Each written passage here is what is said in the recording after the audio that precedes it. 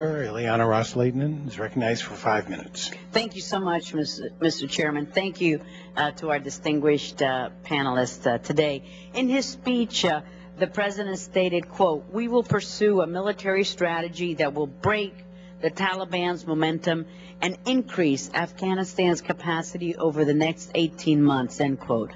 How would we measure Taliban's capabilities, and what are the specific indicators that we are monitoring to assess the Taliban momentum?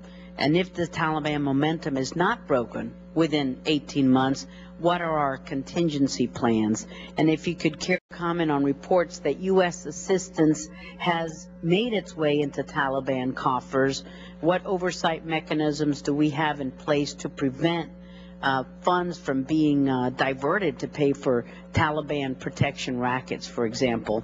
And lastly, on Iran, would you agree that Iran plays a destabilizing role related to the security and stability of Afghanistan?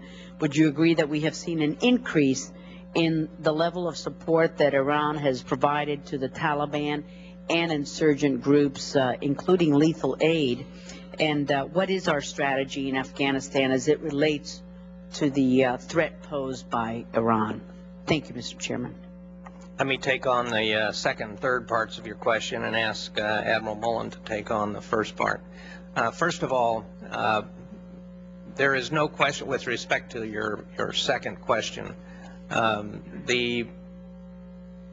One of the concerns that I have, we talk about the narcotics trade being the source of a great deal of income for the Taliban, and frankly also for corruption in Afghanistan.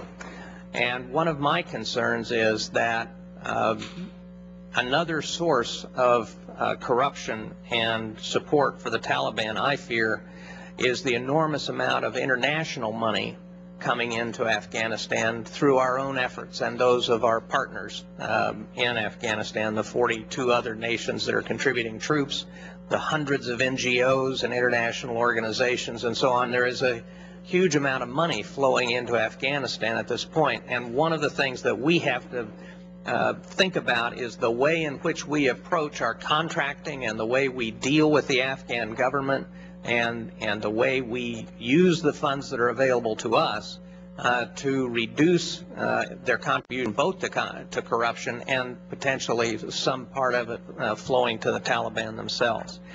And the place we can start is the place where we have control, and that's where we write the checks. And so that's the place to start. Now, it's been a long day, so remind me of your third question. The influence of Iran. We had talked about Pakistan. That's good enough. I would tell you that we do have evidence of Iranian involvement, particularly in the western part of Afghanistan, but I think based on the intelligence and the information available to us from our commanders, it is still a relatively small and not significant, making a relatively small and not significant contribution to the Taliban effort. I think that the Iranians are trying to straddle a very narrow divide. They want to support the Afghan government. They want to have a friendly relationship with the Afghan government, but there's no question they would like to inflict pain on us.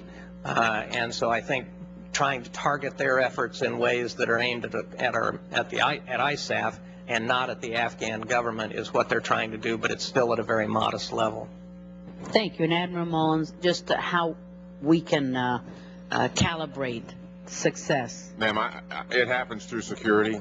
There's no question about that, and that's why flowing these forces as rapidly as we can, it's literally starting in a couple weeks, but over the course of the next 6 or 7 months, is so critical. And in General McChrystal's routine travel around the country, the elders tell him, the leaders tell him, security is first.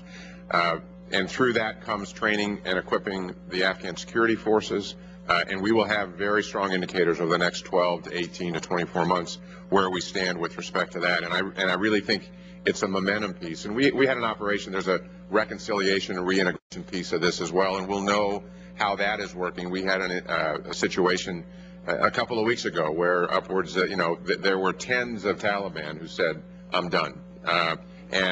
And there are a lot of people out there that are tired of fighting, So, and I'm not basing it all on that. The point is that will be a piece of this as well. Thank you very much.